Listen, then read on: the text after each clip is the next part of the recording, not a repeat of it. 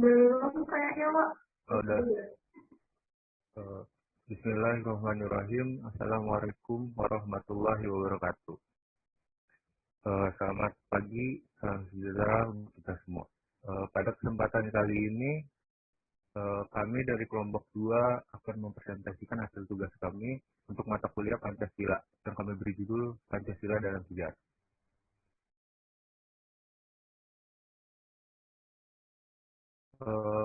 Seperti biasa, hasilnya ada yang kurang jika tidak ada pepatah tak kenal maka tak sayang.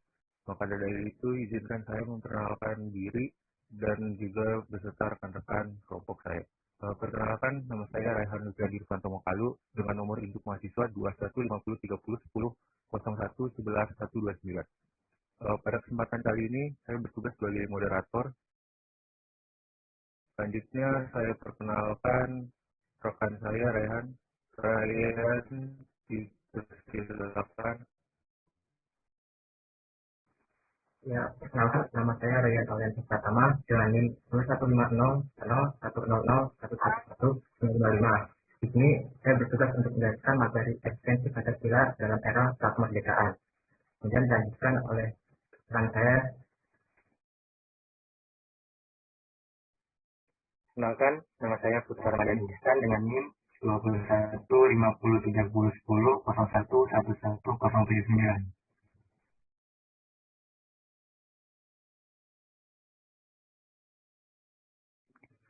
Perkenalkan, nama saya Rizky Putri Hatining Tias dengan NIM 2150301001111102.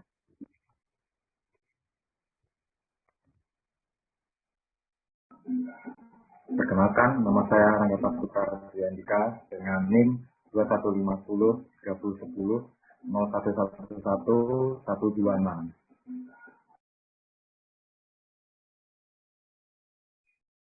Perkenalkan, saya Rizky Josedewa Agunsyah dengan NIM 21503010111135.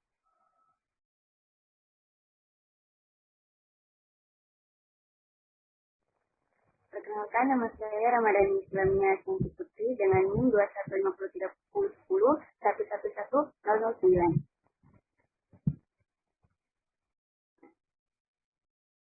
Perkenalkan, saya Fadila Aulia Rahmawati dengan NIM 21503010111086.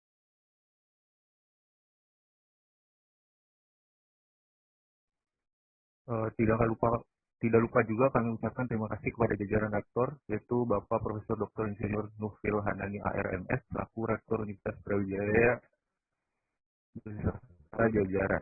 Dan tidak lupa juga kami ucapkan terima kasih kepada Bapak Dr. Andi Wijaya MDA PhD selaku Dekan Fakultas Ilmu Administrasi. Selanjutnya ada Bapak Fadila Amin Dr. MAP PhD selaku Ketua Jurusan Ilmu Administrasi Publik. Dan tentu kami ucapkan terima kasih juga kepada Profesor Dr. Insinyur Komarius Soleha STMKes ITU ASEAN.ING selaku pengampu mata kuliah Pancasila. Agar tidak membuang-buang waktu, kita langsung saja masuk ke sesi pembahasan. Poin pertama adalah latar belakang. Pancasila adalah 5 nilai dasar luhur yang ada dan berkembang bersama dengan bangsa Indonesia sejak dahulu. Sejarah merupakan deretan peristiwa yang saling berhubungan. Peristiwa masa lampau yang berhubungan dengan kejadian masa sekarang dan semuanya bermuara pada masa yang akan datang. Dasar negara merupakan alas atau fundamen yang menjadi pijakan dan mampu memberikan kekuatan kepada berdirinya sebuah negara. Negara Indonesia dibangun juga berdasarkan pada suatu landasan atau pijakan yaitu Pancasila. Pancasila dalam fungsinya sebagai dasar negara merupakan sumber kaidah hukum yang mengatur negara Republik Indonesia termasuk di dalamnya seluruh unsur-unsurnya yaitu pemerintah, wilayah, dan rakyat. Pancasila dalam kedudukannya merupakan dasar pijakan penyelenggaraan negara dan seluruh kehidupan negara kesatuan Republik Indonesia. Pada poin berikutnya akan disampaikan oleh rekan kami Rangga.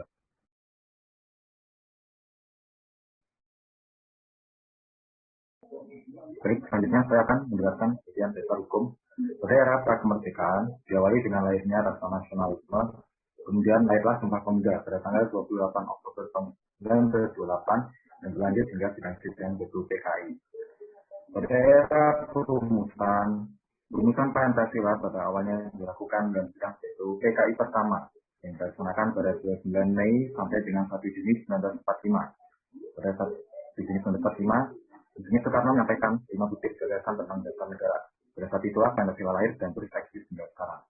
Pada era Orde Lama, 5 Juli 1959, Presiden Soekarno mengeluarkan dekret. Dengan adanya dekret tersebut, jadinya penyelewengan terhadap UUD 1945. Antara lain, penetapan Presiden Soekarno sebagai Presiden seumur hidup melalui Staf Nomor 3 MPRS 1960. Di era Orde Baru, Pancasila sebagai sumber segala hukum mendapatkan legitimasi secara yuridis melalui Staf MPR Nomor 20 MPRS 1966. Presiden Soeharto juga mengeluarkan Inpres Nomor 12 tahun 1968 tentang penulisan dan pembacaan Pancasila sesuai dengan yang tercantum dalam pembukaan UUD 1945. Dikeluarkannya Staf Nomor 2 MPRS 1978 tentang P4 atau PK Prasetya Pancakarsa.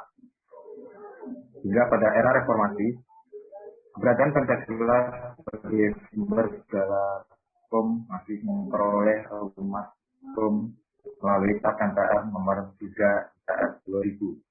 Setelah itu, keberadaan Pancasila tersebut kembali dikukuhkan dalam Undang-Undang Nomor 10 tahun 2004 yang kemudian diganti dengan Undang-Undang Nomor 12 tahun 2011 tentang peraturan undang-undangan. Untuk selanjutnya saya serahkan ke rekan saya.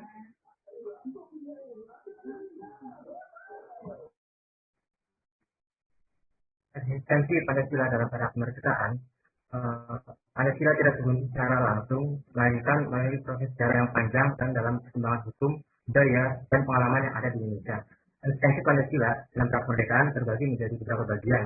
Yang pertama, zaman prasejarah, zaman kerajaan, zaman penjajahan, dan zaman pergerakan nasional.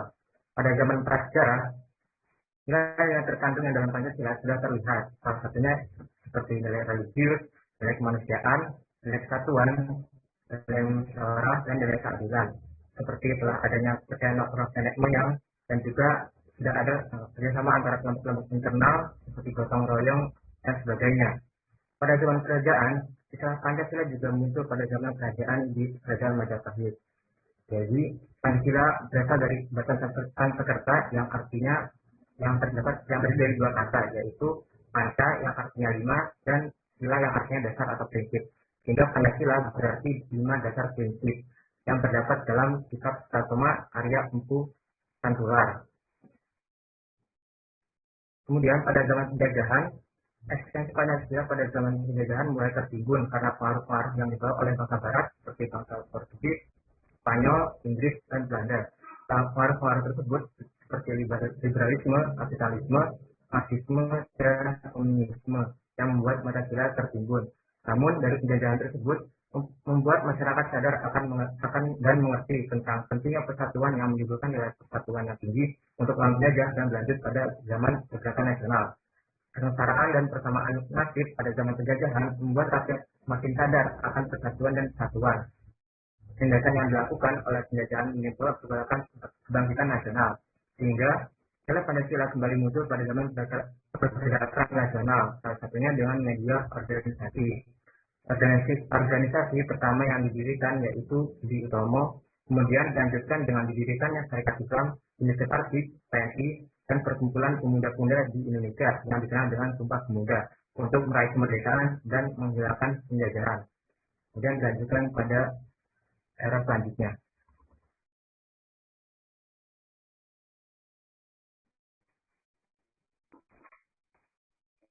Selanjutnya yaitu adalah Pancasila era perumusan. Menjelang akhir tahun 1944, posisi Jepang terdesak oleh Sekutu karena mengalami kekalahan dalam perang Pasifik. Selain itu juga timbul berbagai macam pergolakan atau perlawanan dari rakyat Indonesia sendiri. Nah, akhirnya pada tanggal 9 September 1944, untuk mengatasi hal tersebut, Jenderal Tsuneichi Koiso selaku Perdana Menteri Jepang itu menjanjikan untuk memberikan kemerdekaan bagi Indonesia. Pada tanggal 1 Maret 1945, janji tersebut itu dibuktikan atau direalisasikan dengan diumumkannya sebuah wacana pembentukan BPUPKI. Pada tanggal 29 April 1945, DPUPKI akhirnya terbentuk dan baru dilantik 1 bulan setelahnya, yaitu pada tanggal 28 Mei 1945. DPUPKI sendiri itu diketuai oleh Dr. Rajiman Lejodiningrat yang memiliki 60 anggota. Tugasnya yaitu mempelajari dan menyelidiki semua hal yang dibutuhkan untuk persiapan kemerdekaan Indonesia. Salah satunya yaitu dasar negara. Pada sidang pertama DPUPKI itu terjadi pada tanggal 29 Mei 1945 sampai 1 Juni 1945 yang tugasnya yaitu untuk membahas dasar negara. Pada tanggal 29 Mei 1945 itu terdapat tokoh yaitu Muhammad Yamin yang memberikan 5 sila dasar negara, yaitu yang pertama adalah peri kebangsaan, yang kedua peri kemanusiaan, yang ketiga adalah peri ketuhanan, yang keempat peri kerakyatan, dan yang terakhir yaitu rakyat. Satu hari setelahnya, yaitu 31 Mei 1945, Profesor Dr. Sukomo mengemukakan teori-teori dasar negara. Ada 3 teori dasar negara. Yang pertama, yaitu ada teori negara perseorangan atau yang disebut dengan individualis. Nah, teori ini itu berfokus bahwa negara melakukan kontrak sosial dengan warganya, sehingga konstitusi dari negara tersebut itu syarat akan kepentingan individualisme dari setiap golongan masyarakatnya. Yang kedua, yaitu ada paham negara golongan atau class theory. Paham ini itu berfokus pada negara sebagai alat suatu golongan untuk menindas golongan bahwa kaum buruh harus menguasai negara agar negara itu tidak dikuasai oleh kaum burjuis. Yang ketiga, yaitu ada paham negara integralistis. Paham ini berfokus untuk mengedepankan kesatuan antara negara dan juga masyarakat, sehingga negara tidak boleh memihak golongan tertentu. Dan dari ketiga teori tersebut, Dr. Sukomo itu cenderung memilih paham yang ketiga, yaitu paham negara integralistis karena dinilai sesuai dengan kepribadian Indonesia. Lalu rapat selanjutnya dilakukan pada esok harinya pada tanggal 1 Juni 1945, di mana Insinyur Soekarno mengemukakan 5 sila. Yang pertama yaitu ada kebangsaan, yang kedua kemanusiaan, yang ketiga ada musyawarah, mufakat dan juga perwakilan, yang keempat ada kesejahteraan sosial, dan yang kelima ketuhanan yang berkebudayaan. Kelima sila tersebut itu diusulkan oleh Soekarno dengan nama Pancasila.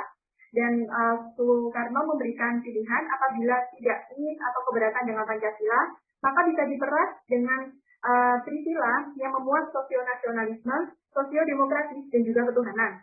Jika masih keberatan, bisa diperas lagi menjadi Ekasila yang berisi tentang gotong royong.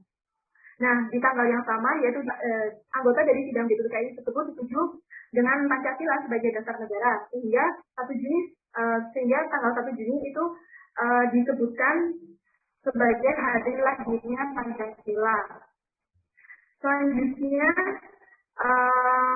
dibentuklah panitia 8 untuk menampung dan mengidentifikasi usulan anggota DPUPKI. Di dalam panitia 8 tersebut itu terdapat perbedaan usulan dasar di antara para golongan.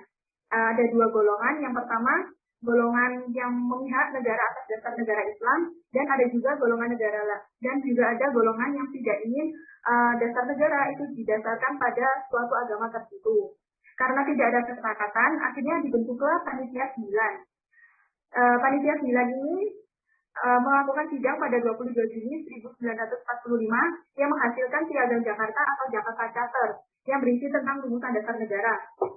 Rumusan dasar negara sendiri yang terdapat dalam Piagam Charter itu berisi yang pertama, ketuhanan dengan kewajiban menjalankan syariat Islam bagi pemeluk-pemeluknya. Yang kedua, kemanusiaan yang adil dan beradab. Yang ketiga, kesatuan Indonesia. Yang keempat, kerakyatan yang dipimpin oleh hikmat kebijaksanaan dalam permusyawaratan perwakilan. Dan yang setelah DPUPKI dibubarkan, dibentuklah PPKI pada tanggal 7 Agustus 1945. Pada tanggal 17 Agustus 1945, tepatnya pada sore hari, Muhammad Hatta bertemu dengan seorang perwira angkatan laut yang menyampaikan wakil umat agama Protestan dan Katolik di daerah Kaibun, Indonesia Timur, bahwa mereka keberatan dengan sila pertama Pancasila yang tercantum dalam Piagam Jakarta tadi. Lantas, pada tanggal 18 Agustus 1945, sebelum adanya sidang pertama PPKI, Muhammad Hatta bertemu dengan 4 anggota PPKI yang lain untuk membahas pergantian sila pertama yang ada di Piagam Jakarta menjadi ketuhanan yang Maha Esa. Akhirnya disepakatilah perubahan sila tersebut dan akhirnya pada sidang PTKI ditetapkan Undang-Undang Dasar 1945 dan Pancasila yang sekarang sebagai dasar negara. Sekian dari saya, bisa dilanjutkan di era yang lain.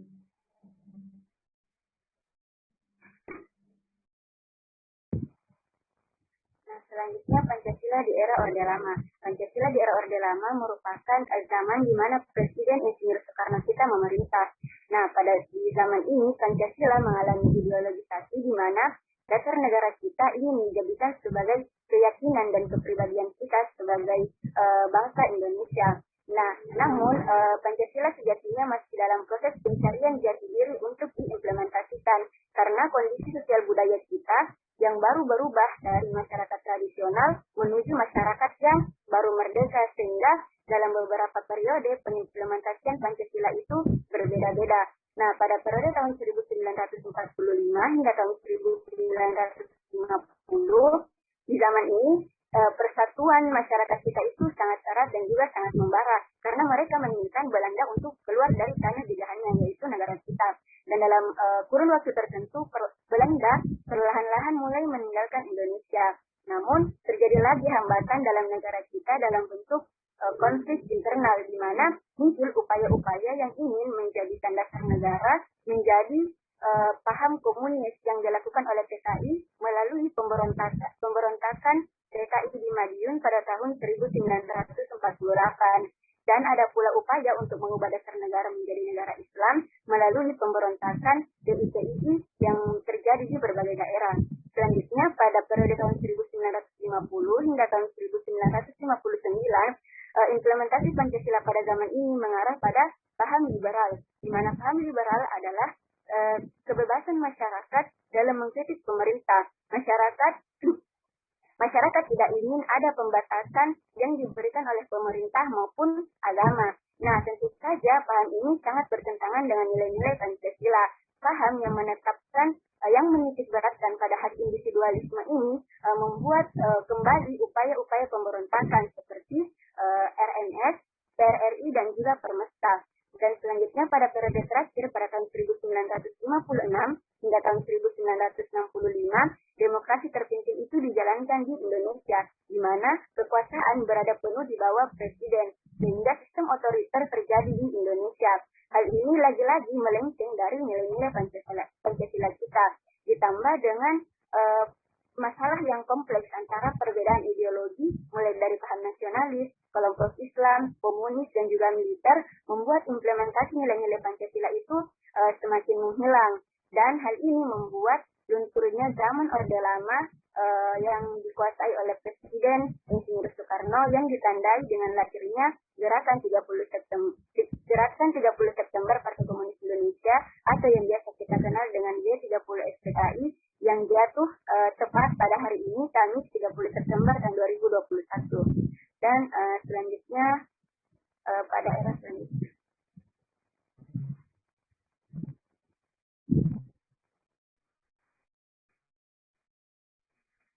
Baik, selanjutnya Pancasila pada era Orde Baru. Setelah G30 SPKI berhasil ditumpas, berbagai bukti berhasil dikumpulkan dan mengarah kepada PKI sebagai dalang dari pemberontakan ini. Hal ini tentunya menjadi kemarahan rakyat kepada PKI. Pada tanggal 8 Januari 1966, organisasi Persatuan Front Pancasila seperti kami, API, dan KASPI melakukan demonstrasi di gedung Sekretariat Negara. Setelah melewati banyak peristiwa dan pertimbangan, akhirnya pada 11 Maret 1966, Soekarno dan jajaran kabinet mengeluarkan surat perintah 11 Maret atau yang dikenal dengan Supersemar yang ditujukan kepada Soeharto. Suatu Supersemar ini dianggap menjadi tonggak lahirnya masa Orde Baru. Masa Orde Baru terjadi pada tahun 1967 hingga 1998. Pada masa ini,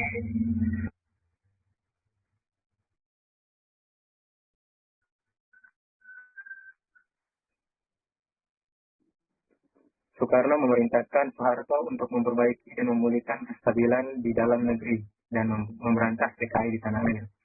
Harapan muncul di tengah kekhawatiran bangsa pasca terjadinya pemberontakan G30 PKI. PKI berhasil ditumpas dan dalam waktu singkat. Dukungan rakyat cukup besar bagi Soeharto untuk menjadi pemimpin bangsa saat itu. Jenderal Soeharto memiliki visi utama untuk menjalankan Pancasila dan Undang-Undang Dasar 1945 secara konsekuen dalam setiap aspek kehidupan masyarakat Indonesia. Pada tahun 1968, Presiden Soeharto mengeluarkan instruksi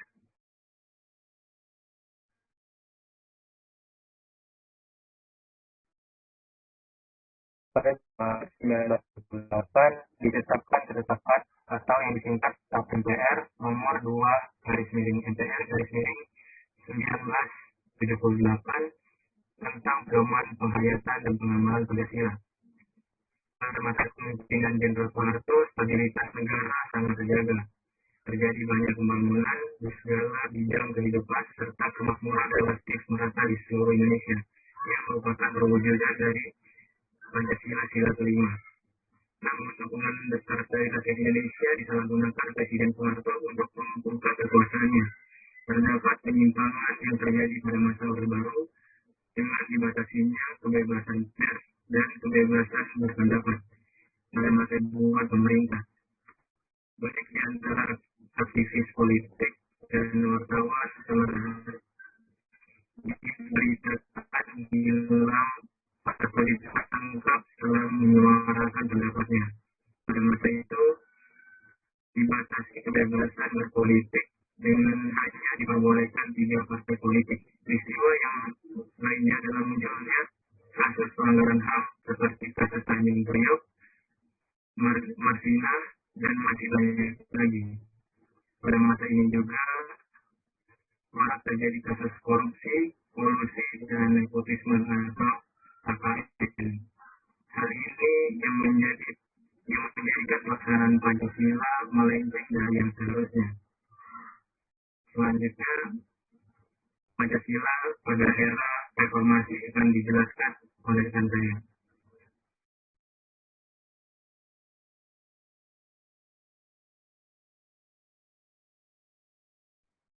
Oke, selanjutnya adalah Pancasila pada era reformasi. Semenjak reformasi, nilai-nilai Pancasila semakin tersingkirkan dan keberadaannya mulai dilupakan oleh generasi muda. Pengaruh globalisasi yang semakin besar menjadi salah satu faktor menurunnya pemahaman Pancasila pada generasi muda.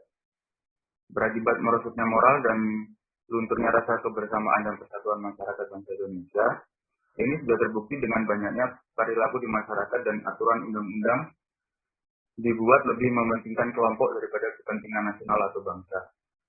Selama era reformasi berjalan, terdapat beberapa kelemahan yang melenceng dari nilai-nilai luhur Pancasila. Antara lain, yang pertama, menjadikan Pancasila sebagai ideologi bangsa tanpa memperhatikan relevansinya dengan perkembangan zaman. Yang kedua, para elit politik cenderung hanya memanfaatkan gelombang reformasi guna meraih kekuasaan, sehingga tidak mengherankan apabila banyak terjadi benturan kepentingan politik. Yang ketiga, pemerintah kurang konsisten dalam menegakkan hukum. Yang keempat, menurunnya rasa persatuan dan kesatuan yang ditandai dengan adanya konflik di beberapa daerah. Dan yang terakhir, korupsi yang semakin terbuka dan membudaya.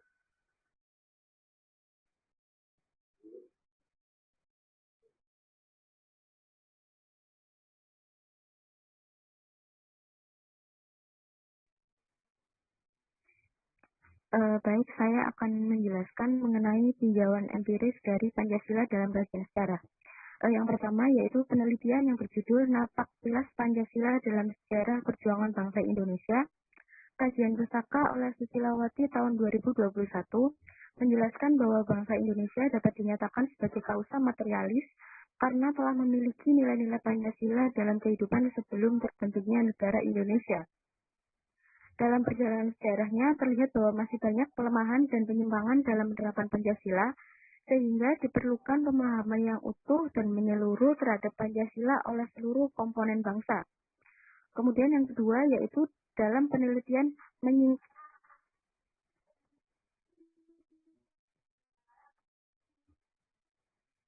Sebagaimana mestinya, Pancasila tidak ditempatkan pada kedudukan dan fungsi seharusnya, sehingga kehidupan bernegara bertolak belakang dan menyimpang dari nilai luhur Pancasila.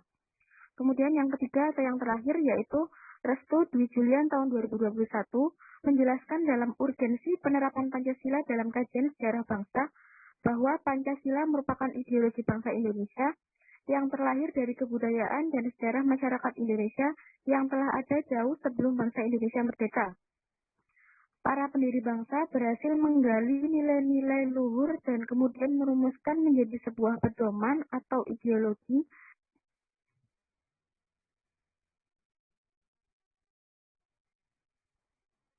memiliki nilai yang tercermin dalam sila-sila Pancasila bukanlah suatu nilai yang tiba-tiba muncul. Indonesia secara sejarah merupakan masyarakat yang telah mengenal ajaran Tuhan. Ini terlihat di mana berbagai agama telah menyebar luas sebelum kemerdekaan Indonesia dikumandangkan oleh Soekarno. Budaya gotong royong serta sikap kekeluargaan masyarakat Indonesia juga telah mencerminkan betapa nilai kemanusiaan telah ada jauh sebelum Pancasila dirumuskan.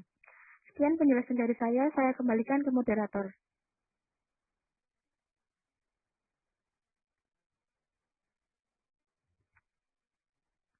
Baik, dari pemaparan materi tadi dapat diambil kesimpulan sebagai berikut. Pancasila adalah 5 sila pedoman hidup bangsa yang berkembang bersama dengan berdirinya bangsa Indonesia sejak dahulu. Sejarah merupakan deretan peristiwa yang saling berhubungan. Semua peristiwa masa lampau yang telah terjadi akan berhubungan dengan peristiwa masa sekarang serta peristiwa di masa yang akan datang. Bangsa Indonesia telah mengalami banyak peristiwa sejak mulai berdirinya negara. Perjuangan yang melewati waktu yang panjang tersebut dapat dicatat sebagai peristiwa-peristiwa penting yang merupakan tonggak sejarah perjuangan bangsa Indonesia. Dasar negara merupakan suatu pandangan hidup yang dapat memberikan kekuatan terhadap berdirinya suatu negara.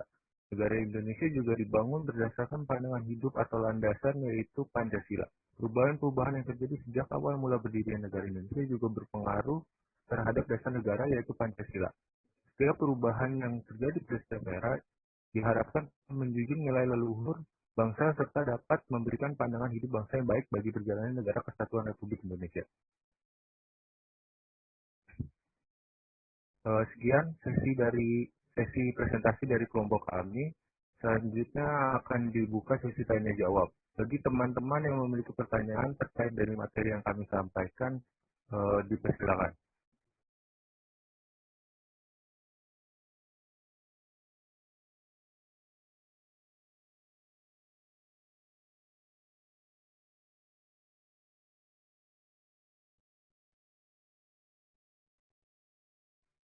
Baik, Permisi izin bertanya. Iya, silakan. Terima kasih atas kesempatannya. Dimana pada saat yang mengenai eksistensi Pancasila pada zaman pergerakan nasional, tadi kan sempat dimention zaman pergerakan nasional juga ya. Nah, pada zaman ini kita tahu bahwa sekali organisasi-organisasi yang terbentuk dengan berbagai macam corak atau pola dari organisasi tersebut. Nah, salah satunya yang kita tahu atau yang cukup terkenal radikalnya itu adalah Syarikat Islam yang akhirnya terpecah menjadi dua, ada merah dan putih gitu. Nah, apakah pada saat itu eksistensi dari Pancasila ini masih dapat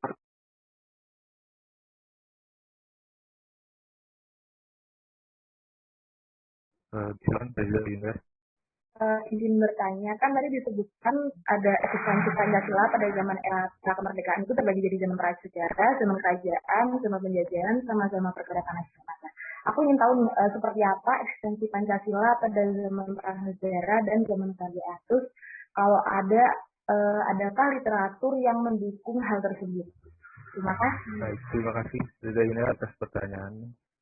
Mungkin rekan-rekan saya sudah ada yang menemukan jawaban. Saya izin menjawab untuk pertanyaan dari Obis ya. Silakan.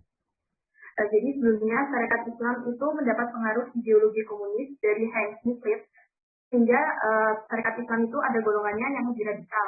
Nah, golongan yang lebih radikal itu disebut juga dengan Syarikat Islam Merah yang dipimpin oleh Sumaun dan juga salah satu anggotanya itu ada yang namanya Darsono. Dan untuk Syarikat Islam Putih itu merupakan golongan Islam yang konservatif yang dipimpin oleh Cokro Aminoto. Nah, pertanyaannya tadi kan eksistensi Pancasila itu dipertahankan atau ada pergesekan. Nah, kalau ditinjau dari tahunnya sendiri, itu bentuk Pancasila yang seperti sekarang itu belum ada. Tetapi ada nilai-nilai Pancasila yang lebih ada sejak leluhur bangsa Indonesia. Nah, jadi konteks pertanyaannya itu apakah nilai Pancasila itu dipertahankan atau ada pergesekan gitu ya? Jadi nilai Pancasila itu dipertahankan. Buktinya ideologi komunis yang diusung oleh Sarekat Islam Merah itu ditolak oleh Sarekat Islam Putih yang mengakibatkan Darsono dan juga Sumaud itu dikeluarkan dari Sarekat Islam. Jadi organisasi tersebut itu mereka berdua dikeluarkan. Nah, tetapi juga ada pergesekan karena Sarekat Islam Merah itu berhaluan komunis, di mana Sarekat Islam Merah ini itu akhirnya berubah menjadi Sarekat Rakyat. Lalu tokohnya yaitu Sumaud itu menjadi Ketua Umum PKI yang pertama. Sekian dari saya, terima kasih. Baik, mungkin pertanyaan yang kedua ada yang Baik, saya akan menjawab dari pertanyaan yang diberikan oleh Reza Junior. Jadi eksistensi Pancasila pada era prakemerdekaan itu sudah ada dalam era prasejarah. Eksistensinya itu sebetulnya walaupun Pancasila pada masa itu belum ada istilahnya, namun nilai-nilai yang terkandung dalam Pancasila itu sudah ada karena sudah ada dari kebudayaan bangsa Indonesia. Nilai-nilai yang terkandung tersebut seperti yang saya sudah jelaskan, diantaranya yaitu nilai religius, nilai kemanusiaan, nilai kesatuan, nilai musyawarah, dan nilai keadilan. Contohnya seperti kepercayaan roh nenek moyang dalam nilai religius, kemudian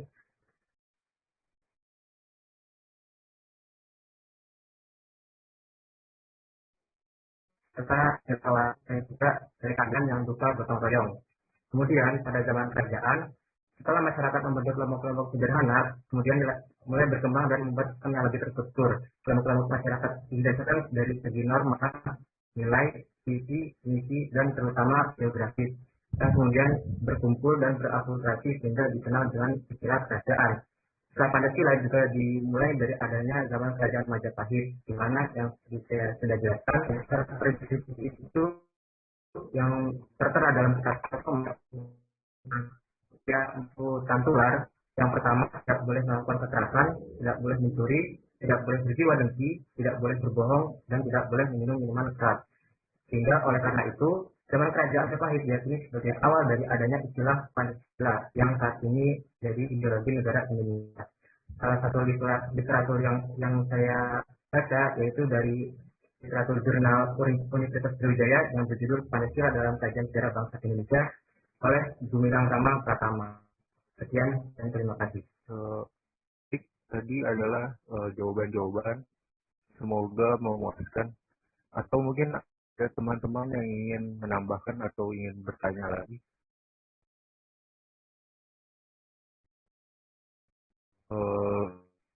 Baik, saya rasa cukup.